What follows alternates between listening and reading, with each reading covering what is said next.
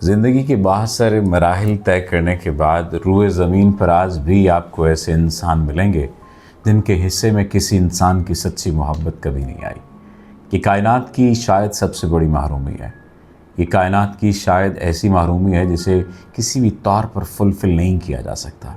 मुझसे अक्सर व बेशतर जब लोग राब्ता करते हैं और ये बात कहते हैं कि सर पता नहीं मेरा पार्टनर ऐसा क्यों कर रहा है, वो बददिली से क्यों ज़िंदगी गुजार रहा है, तो मैंने पूछता हूँ कि मोहब्बत की शादी थी या अरेंज मैरिज थी या क्या सिलसिला था। तो उन्होंने कहा कि फ़ैमिली की मर्ज़ी से थी, शुरू में सारी चीज़ें ठीक थीं और वो अपनी ज़िम्मेदारियाँ भी निभाते थे, लेकिन मुझे उसमें कोई कमी महसूस होती है।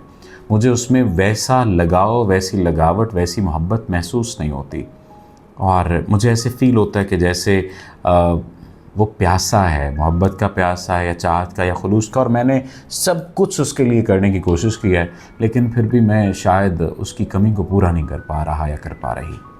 तो मेरा ये सवाल होता है कि कभी आपने उनके पास बैठकर उसकी कमी को या कोताही को जानने की कोशिश की है, या उसके अंदर जो अनफुलफिलनेस होती है उसको जानने की कोशिश की है, वो जो खालीपन है उसको जानने की कोशिश की है, वो जो दिल का सहरा उसका प्यासा है उसको जानने की कोशिश की है? तो जवाब मिलता है कि नहीं, कभी वो खुलकर उसने बात नहीं की।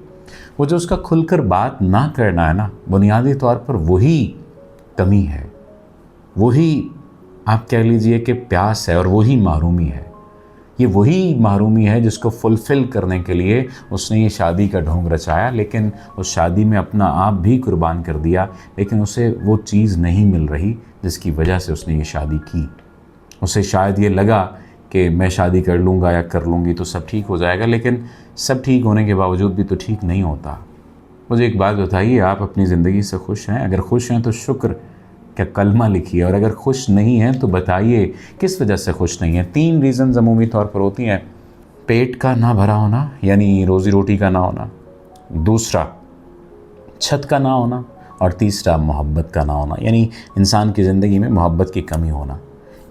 वैसे तो और बहुत सारी रीज़न्स हो सकती हैं, लेकिन 3 ये मेन रीज़न्स होती हैं। आपकी ज़िंदगी में कौन सी रीज़न है? और आप बताइए कि क्या आपको आपकी मोहब्बत मिली?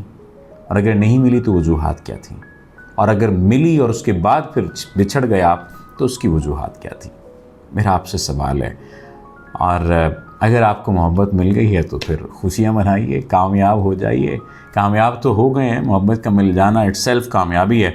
लेकिन ये कैसी अजीब बात है कि सब कुछ पा लेने के बाद भी इंसान तन्हा रह जाए, सब कुछ हासिल कर लेने के बाद भी इंसान के पास कुछ ना हो। मेरे से एक शख्स ने रब्ता किया, मैं उन दिनों ट्रैवल कर रहा था और उन्होंने कहा कि आप जहाँ हैं मैं वहीं आ जाता हूँ।